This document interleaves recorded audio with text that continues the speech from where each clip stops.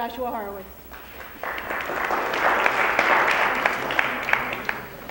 Okay, thank you very much, Stacy, for your kind words introducing me. It's really a pleasure for me to be here today. Just a logistical point before we get started. I'm going to be talking about some pretty technical information sometimes throughout my presentation today, and maybe a little bit foreign to some of you. So if you have any questions at all about anything that I'm discussing, please feel free to raise your hand and stop me, and I'll be happy to address your questions. So the use of computers in searching through large volumes of discovery was born out of the IBM antitrust cases of the late 1960s. At the time, the lawyers for IBM were working with some of the top computer engineers in the world to come up with a system that was capable of managing the complexities of 7 different antitrust lawsuits, which, as you can imagine, would involve a great deal of information. Now, at the time, the cost for implementing a computer system that was capable of doing this was astronomical. Law firms would spend between $50,000 and $60,000 to just begin building a computer system that was capable of sorting through the discovery, and later to find out that it might cost upwards of $750,000 to finish building out the system. And then in addition to those costs, there were costs for software licensing fees, telecommunications fees, hardware rental fees, etc. And at the end of all that, you would be looking at a cost of upwards of $1 million or more to have a system that was capable of searching through a large volume of information. Now, why is this so? The skills that I'm going to be discussing here today are, I think, really essential for us as practitioners in the 21st century to be able to deal with a large volume of information in a case that you might be handling. And not only the method, not only how you implement technology in your practice, but also your understanding of technology is crucial to representing clients in this world, in this century. I have a few statistics that I'd like to touch on that I think really demonstrate this point. First, back in August of 2012, the New York County District Attorney's Office announced that they were going to spend $4.2 million in funding for a high technology analysis unit lab. And that was only in New York County, and that's a pretty significant investment. And that lab is used to analyze computers and other digital information for prosecuting criminal cases. Secondly, between 2010 and 2011, there was a 195% increase in the number of computers that were analyzed by the New York County District Attorney's Office. And lastly, 37% of felony complaints that were drafted by the New York County District Attorney's Office in 2012 included charges related to identity theft and cybercrime. Now, these statistics, I think, really demonstrate that it's not the future anymore to think that people are going to be using computers and technology to commit crimes, but it's actually the present, and this is what's happening now. And so for us to be prepared to handle a case that involves technology, we really need to understand how that technology functions, but then also how you can implement technology in your practice to best represent your clients. So I have 3 pointers for how to prepare for practicing with technology in the 21st century. The first is to become familiar with the capabilities of existing tools and technologies. And the second is to learn how to utilize the right combination of tools to get the job done. Now, I think that these 2 points go hand in hand, and it's my hope that today you'll walk away with a better understanding of how to use some particular tools that you can implement in your practice. And if you have an understanding of how you might be able to use this tool and that tool, then you can kind of start to see the bigger picture and think of how you might be able to combine using a few different utilities to accomplish a task that you might be trying to achieve in your practice. And the third and final point is to learn how to think about legal issues involving technology. Now, I'm going to save a few minutes at the end to discuss this point more in depth, But I think that these statistics that I showed earlier really demonstrate, as I mentioned earlier, that crimes are now being committed using technology, and for us to be able to effectively represent people in crimes that involve technology, we really need to understand how to think about the technical issues in the cases that we're working on. So now that we've gotten through some of the introductory material, I'd like to shift our focus a little bit to discuss more specifically the task that we've set out to solve here today, which is how to dissect a hard drive full of discovery that you receive from the district attorney's office. Now, for those of us who are unfamiliar with what a hard drive looks like, this is a hard drive. This is a USB hard drive that you would plug into your computer using this USB cable. And hard drives generally all have they come in different shapes and sizes and forms, but they all have the same function. And the function of a hard drive is to store information.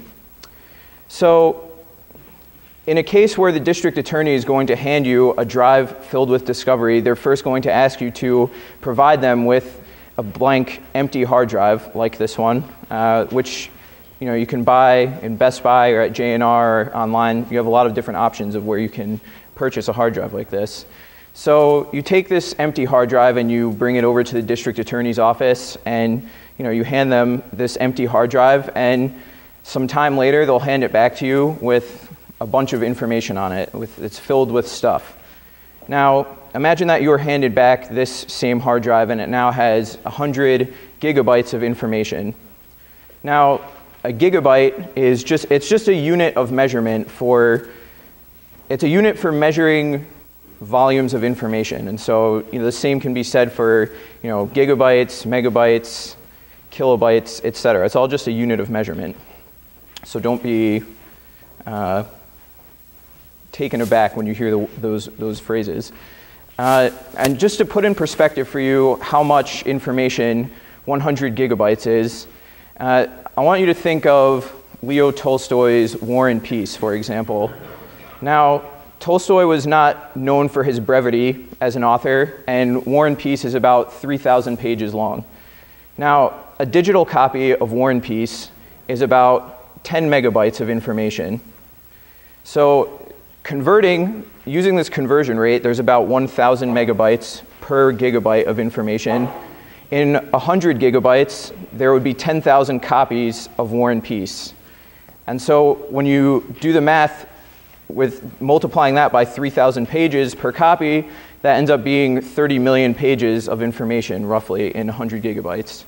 And so it's a pretty staggering amount of information. And for somebody to go through it by hand it would be impossible. It might take a whole lifetime to go through that amount of information. But utilizing computer software and the right tools at your disposal, you can almost instantaneously, not quite instantaneously, but very quickly retrieve the information that you're looking for in, yes? A tetrabyte is 1,000 gigabytes. Yeah. A terabyte. Yeah. Okay. So, and if this case that I was working on recently, I had actually two different hard drives, one that had 100 gigabytes of information and a second hard drive that had 160 gigabytes of information. And so it was a pretty substantial amount to go through.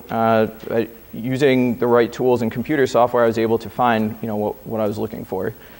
And if this sounds like a lot of information, 100 gigabytes, which it is, if any of you have been following along recently with the Silk Road case that's being prosecuted right here in our own backyards, there was a newspaper article in the New York Times a few weeks ago discussing how the feds seized computers and computer servers that contained 10 terabytes of information, which is 100 times the amount that I was discussing here, which is really, a pretty substantial amount of information to sort through.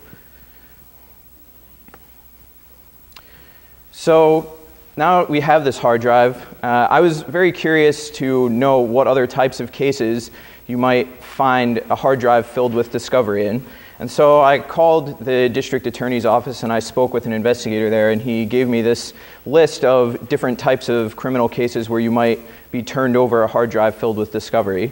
And he said also, you know, this was just a list that came to him off the top of his head based on some cases he had been recently working on. And this is not really an exhaustive list of cases. And so in embezzlement cases, wiretap cases that involve drug trafficking, organized crime, computer fraud, sex trafficking, solicitation, illicit material, bank fraud, and these are just a few examples of the kinds of cases where you might end up with a hard drive filled with discovery. So now we're at the point where you've received the hard drive, you've received this from the district attorney's office, and it's, you know, filled with who knows what, and you know, you need to think about, how am I going to approach this? How am I going to find what I'm looking for on this hard drive? And so these questions are a few of the questions that you should be asking yourselves at the time when, you know, you receive this information. And so the first would be, what type of information is contained on this disk? And what are the different kinds of files that are on here? And third, how many of each type of file is contained on this disk? And lastly, how much of this information is actually pertinent to my client? And so this is the framework within which I'll proceed over the next few minutes to show you how to come up with an answer to these questions. But this is the way that you should be thinking about, what do I have here? What should I do with this information? So the first step, right when you first receive the hard drive, is it's really critical to become familiar with exactly what is contained on the drive. So it's really important to know, because once you know the different kinds of files, you can figure out exactly what to do with them and what type of information they may contain that may or may not be relevant to your case. And so you have two different options at this point once you actually receive the hard drive. Well, first you plug the hard drive in. That's the first way to access it from your computer. And once you get past that point, you can start by clicking through the different directories and folders that are contained on the disk. But it's going to take you a really, really long time to actually click through everything. And it's not recommended. I wouldn't recommend going about it that way. I think that would probably be, you know, a very inefficient use of your time. And so the second way to approach this is to use a computer program that will give you this information and tell you exactly what kinds of files are contained on this disk. So that's a good starting point once you get that information. Now, as you see here, I have a screenshot which is output from a computer program that I wrote to give me this information about a hard drive. And in my materials that I've handed out, in the additional materials, there are some descriptions I included the names of two different computer programs that you can use, one for Windows and another one for Mac OS that you can also use, that you can use to get this type of information that will tell you, how many kinds of each file are contained on the disk. And so the reason why this stage is so critical is because without knowing all this information, you might miss something. You might not know what exactly is contained on the drive. So, for example, I knew that with the hard drive that I was dealing with in this particular case that I was working on, I was looking for telephone conversations. And so, I was looking through this list of files that were contained on the disk. I was not at all surprised to see WAV files, for example, because I know from my experience that a WAV file is a sound file, a sound recording. And so that came as no surprise to me. And then the text files, there are a number of text files. And when I started looking through those, I realized, okay, well, this information is about these telephone conversations, and so this makes sense to me.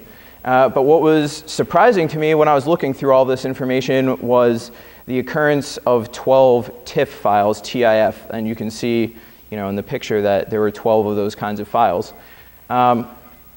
Because I know that a TIFF file is a picture, an image file, and so I was really kind of confused about why there would be an image file on or a few image files on a disk that's supposed to contain telephone conversations. And so I dug into it a little bit further, and then I started looking through these files, and I found that there were actually faxes that had been intercepted by law enforcement. So I was not aware at first that that was even possible, but I learned that from looking through these files. And secondly, if I didn't go through this step of looking through this entire structure of the disk, I would have missed that, and I wouldn't have known that there are these faxes contained on this hard drive. Okay, so after this first step, and you are now familiar with what's contained on the disk, you going to the second step, you determine what kinds of files contain pertinent information to your case. And so the way to accomplish this is to begin by you have to look through all the different kinds of files and see what type of information they contain and how the information is structured, how it's stored in those files. For purposes of our discussion here today, I'm going to limit my analysis to just the text files that were contained on this hard drive. There were a number of other files that also contained pertinent information, like HTML files and XML files that had some information about text messages and things like that. But just the text files is what we're going to be discussing today. So ignoring the black lines, which is where I redacted some of the identifying information contained in these files, looking through this file, you can see, for example, this contains a lot of relevant information about the different telephone conversations. For example, which number was placing calls to another telephone number, the times and dates of the calls, which direction the call was going, whether it was incoming or outgoing,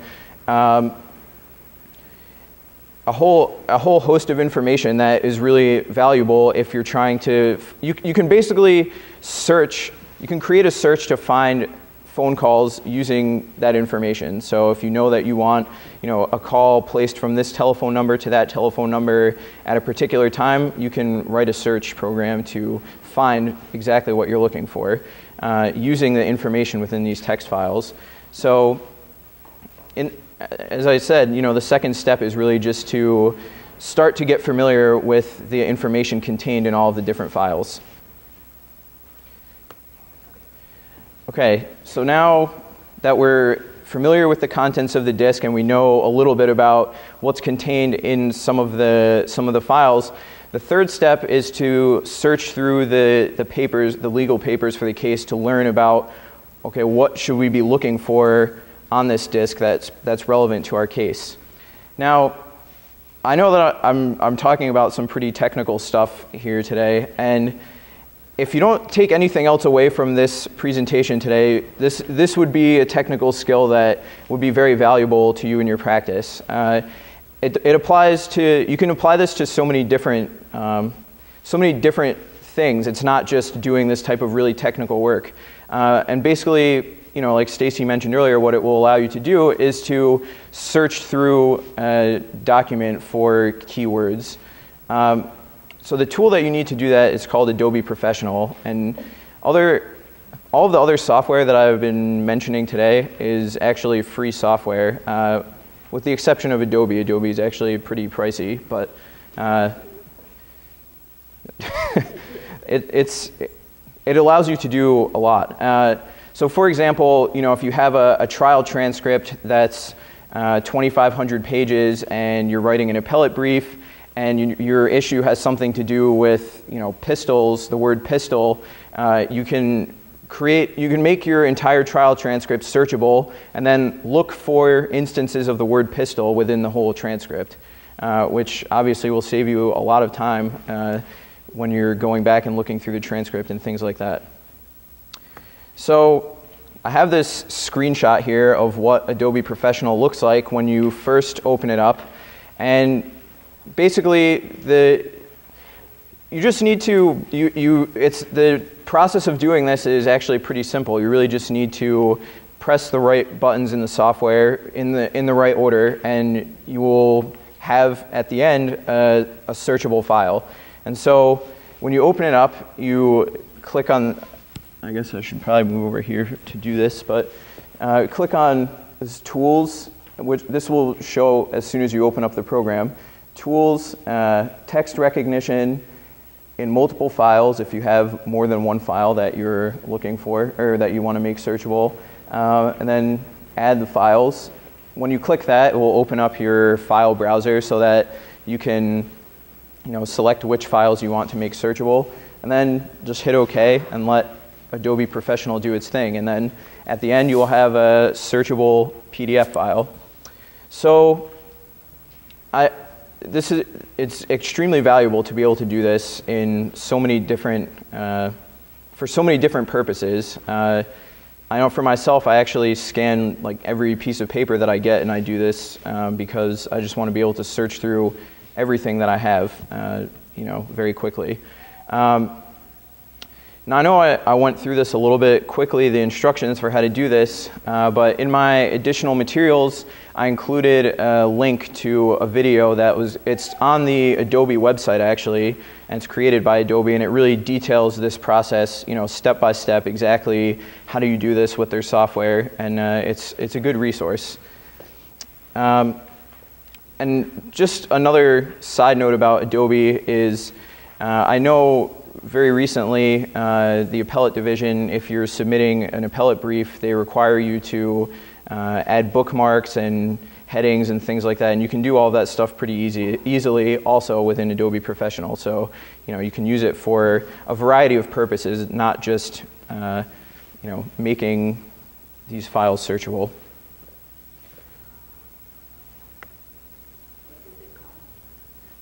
Excuse me? Oh, okay. I believe it costs around $400 for a copy of Adobe Professional, and you can get it for both Mac OS and for Windows computers. I know there's also, there's a professional version and then there's a standard version which costs significantly less. Excuse me? It does much less. Okay, I'm not sure if it has the same functionality. It's really limited. Is it? What does the professional do that the standard doesn't do? Bait stamping. What's that? Bait stamping. That's the big one. And so the tools subset and standard is probably half of the tools that you have. Okay. It's worth the extra. Okay. So I'm not sure if this in the next part of what I'm talking about here, you'll have to let me know if this is also possible within standard Adobe. But so once you've made your files searchable, for example, on the case that I was working on, I had for each hard drive about 120 affidavits and sealing orders that were about thousands of pages of information that I needed to look through to find telephone numbers that I would be able to pull off of the hard drive. And so Adobe Professional, now I'm not sure if the standard version allows you to do this, but it has a really powerful feature that allows you to create a searchable index of multiple PDF files at one time. So typically you might open up each one and start searching through them, and that would still take a long time if you have 120 different files to go through.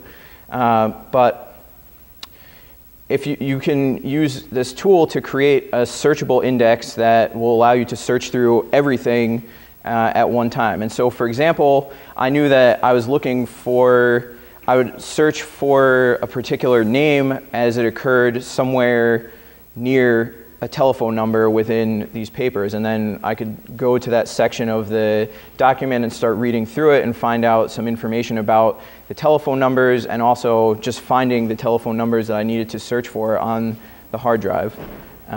So it's an extremely powerful tool for allowing you to do that.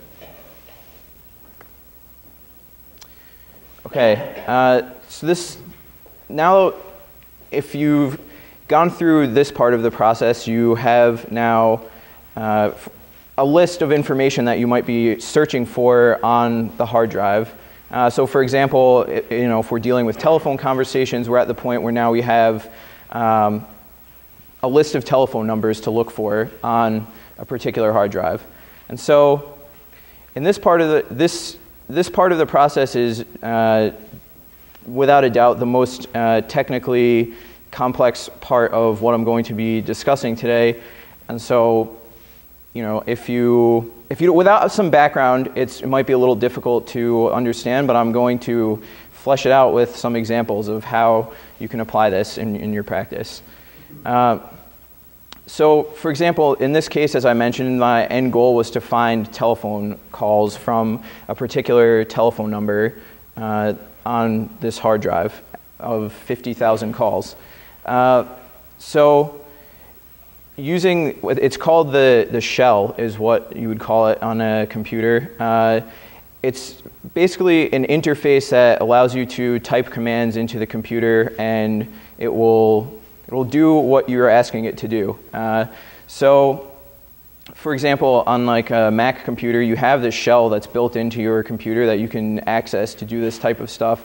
And then also like a Linux computer, like what I'm using, you can do, it also has a shell built into it. And all of the tools that are included, that are built into the shell are actually free tools. So, you know, you don't have to pay any expensive software licensing fees to be able to do this. You just need to know how to use the software. So now that we're in the shell, there's this function that's built in. It's called grep, G-R-E-P. And I have a little bit of additional information about that in my handout.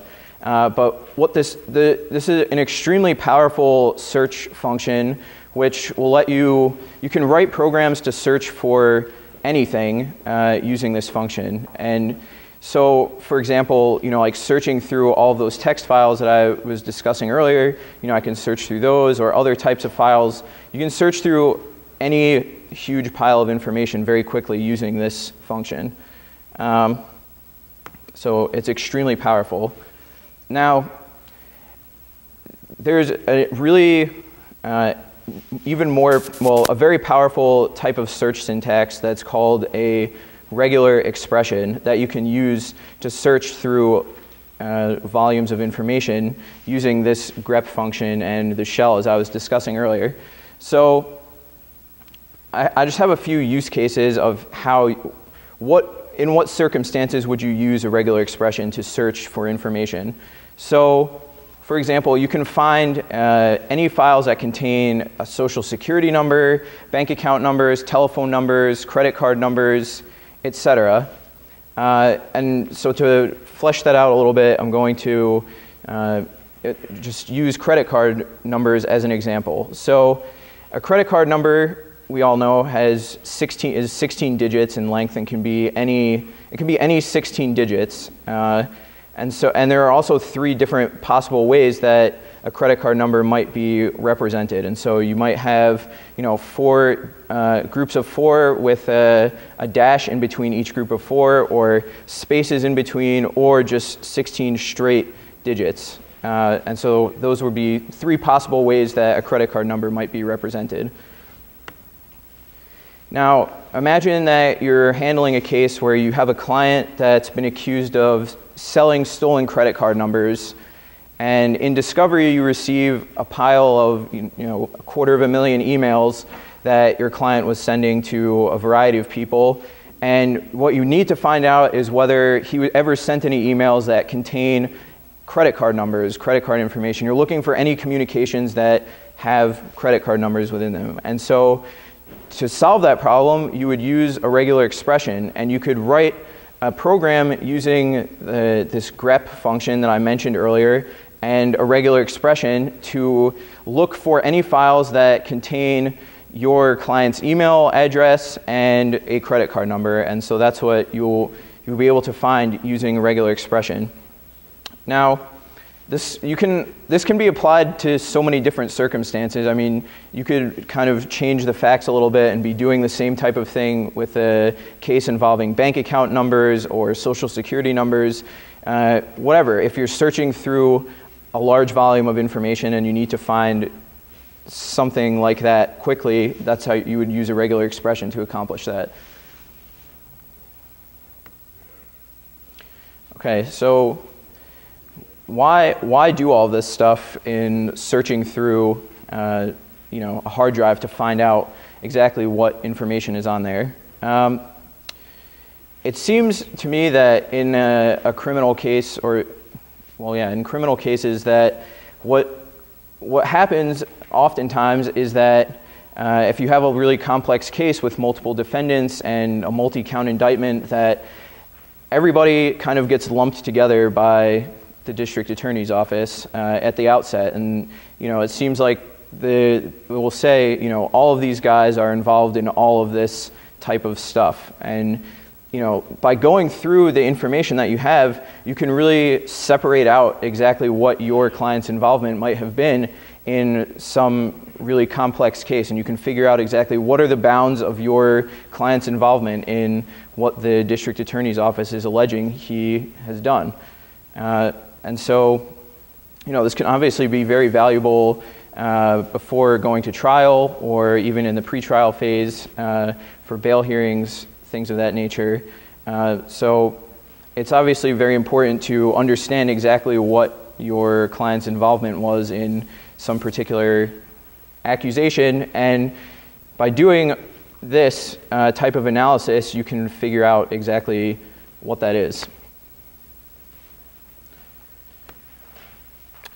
So the last point that I want to talk about was what I mentioned earlier, the thinking technically like a lawyer.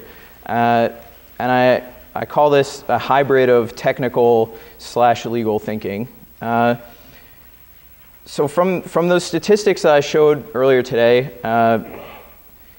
it's very, you have to understand technology to be able to represent somebody that is being accused of some type of cybercrime or any crime that involves technology. And so, for example, earlier this year or last year, at the end of last year, I was working on a case that involved a chart from an electronic health record software that looked like this. Now, this was not a criminal case, it was an administrative proceeding, but a physician was accused of accessing a patient record that he was not supposed to be accessing, and so he was accused of a HIPAA violation, and this was the smoking gun evidence that was given to us by the hospital, and they said, this shows unequivocally that this doctor accessed this medical information. And so when you're handed a piece of technical documentation that looks like this, you have two options. Your first option is to take them at their word and say, oh yeah, this must really show that this is what he did. But that's not what we're in the business of doing. And so your second option is to start asking questions about, how exactly was this information generated? How is this record created? And so the way that, for example, on this case, I went about trying to figure out all this information was I went to the IT professional that worked in the hospital, and I interviewed him about the computer software and how the health record systems are set up in the hospital. And also trying to find out any information that I can about, whether there are any glitches in the computer software that could lead to, a faulty record being generated. Some way that, if it came down to going to trial, you might be able to create doubt about the validity of a technical document like this. And you have to remember that things that are generated by computer software, the people that write the software are human beings, and they sometimes make mistakes. And just because a piece of computer software tells you, this has to add up, that doesn't always necessarily, it's not always necessarily the case. There's a lot of room for error, and these are things that I think are really critical for us to think about going forward in practice. And so the very last thing that I want to touch on is, if any of you have been following along recently with the General Jeffrey Sinclair court-martial case that has been going on, there's been some pretty extensive news coverage of that in the New York Times. Very recently, I think last week, he took a plea deal that was extremely favorable to him, you know, based on the allegations that he was facing. He was facing some really serious charges and serious penalties, and he ended up getting a very lenient sentence in this case. Now, the reason that I bring this up is because the key to this case was a piece of technical evidence. Now, if you're unfamiliar with what occurred here, this general was accused of a sexual misconduct with one of his subordinates in the Army. And so, you know, there were no witnesses to what occurred. So it basically came down to a he said, she said type of thing. And so the really critical issue in the case was the credibility of the accuser and, you know, the credibility of the general. And so this woman who was accusing the general, she testified that she had a cell phone, an old iPhone that she found laying around in her house that had been sitting there for, you know, a long time without being used, and that as soon as she found it, she turned it over to her attorney so that he could conduct an analysis of it and find whatever evidence he might be looking for the case. And what ended up happening was there was a forensic analysis conducted of this iPhone, and what was found was that actually this phone had been turned on a few weeks before this woman testified that she immediately turned it over to her lawyer without using it.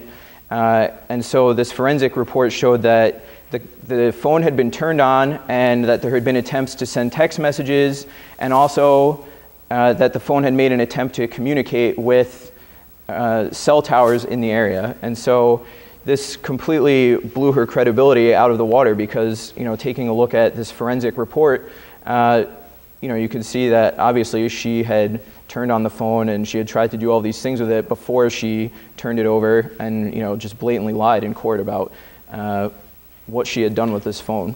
And so I think this is just one example of many that really demonstrate just how pervasive technology is in our practice today, and why it's so critical for us to understand how technology works and how we can implement it in our practices to better represent our clients.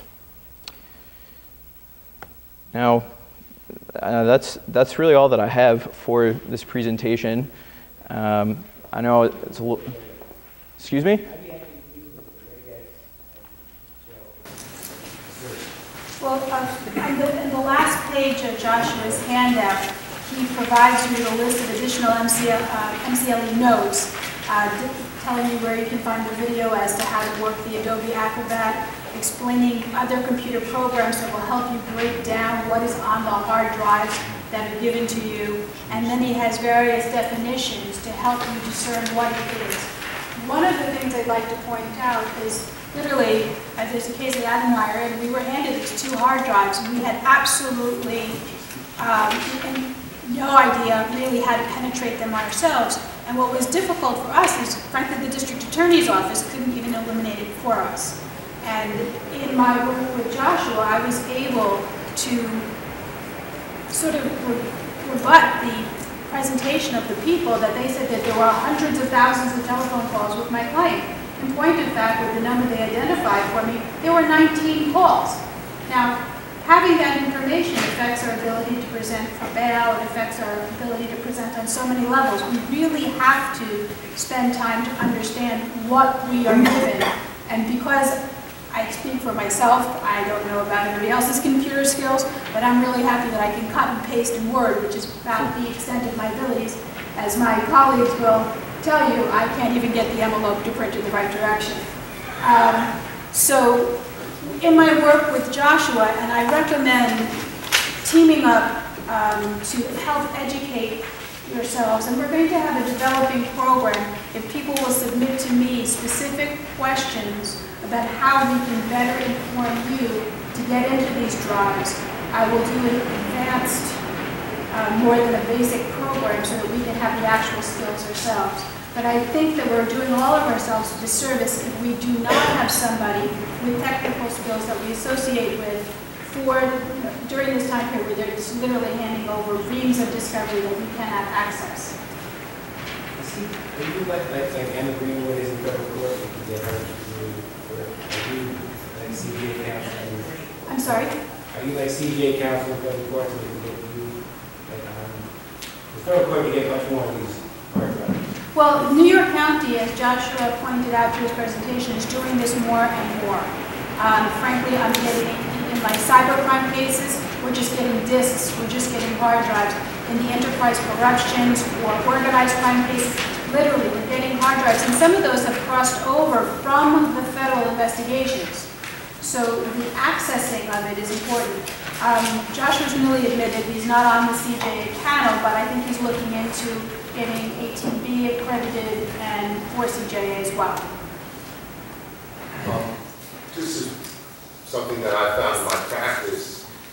When we get materials like this, it often leads to great motions that you can make, demanding that the government identify which evidence out of this gigabyte of information that they've offered you. And it puts the impetus on them to come forward with some evidence. Because a lot of times they just turn over all this evidence and they don't even give you some kind of schedule as to what's involved. And so I've gotten judges to say, give them a schedule, they have to put it in the file. Emma Greenwood does that for CJA counsel, but I've also had good motions where I've tried to exclude evidence that they didn't point out from the beginning, which they try and backdoor later on the case.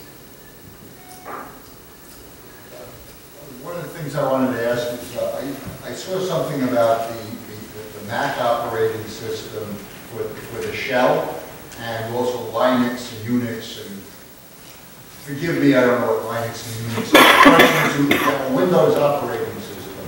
Do you have the shell abilities? Do you have rep abilities in that operating system? Sure. So, just going to repeat the question. The question is if within Windows, whether you have these same capabilities.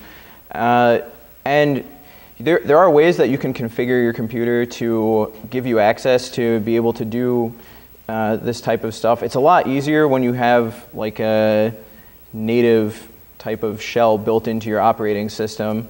But there are plenty of, like, they're called emulators, like a shell emulator that you can use in Windows to, what that does is basically it will mimic a shell that you would use in Linux or Mac OS or other Unix-based operating system, and you will have the same capability with a Windows computer. Yes, it's just a little more difficult to configure, but you can certainly do it. He provides in his additional notes a link for that as well.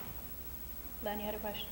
Yeah, I have not seen an expert of your particular field in the CJA list of experts or the 18B list of experts. Is there some way we can speed up his availability to get on these lists? I shall look into that immediately. Because quite frankly, I have come to my own conclusion in just dealing with this case with these hard drives, that without Joshua, my motions would have been entirely ineffective. I now have a set of motions which are extremely effective, which I know the district, Gary has told me he's very unhappy with, but that will make everyone have to assess really what we have. So I will look into how to use that along. Just a follow-up question. I assume that Mr. Horowitz is available for private. Yes, he provides his contacts and everything, email, telephone numbers, all in the materials handed out. I don't want to embarrass him, but what is his rates? You know, it really depends on what the scope of the project is. Like, I will withdraw my question. So for the CJA panel attorneys, the Office of Defender Services provides a lot of this sort of stuff. They're run out of Brooklyn by Sean Yoder, and he has Alex Roberts and Kelly Scribner who work for him, and they will answer all these questions for free and help you with moving forward in your case. Anybody else have a question? Office of Defender Services, and it's run by Sean Yoder. It's on FD.org.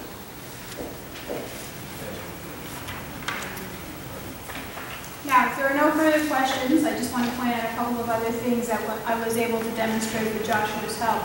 With regard to search warrants, converting the documents, I've had thousands of pages of search warrants. I could identify literally 100 pages out of thousands that I could identify and work with my client. These skills, the notes, the links that he provides to you are critical to us being able to do the best job we can possibly do for our clients. With that, I thank you all for coming. I have sign-out sheets, so stay in your rows and I'll come back with the sign-out sheet so there's no big rush if you don't have a fire hazard. And then if you would, simply give me the addressed envelope. Those of you, I ran out of evaluations for the last 12 of you, so those just give me back your evaluations on the way out. So I'm going to hand out these sheets right now.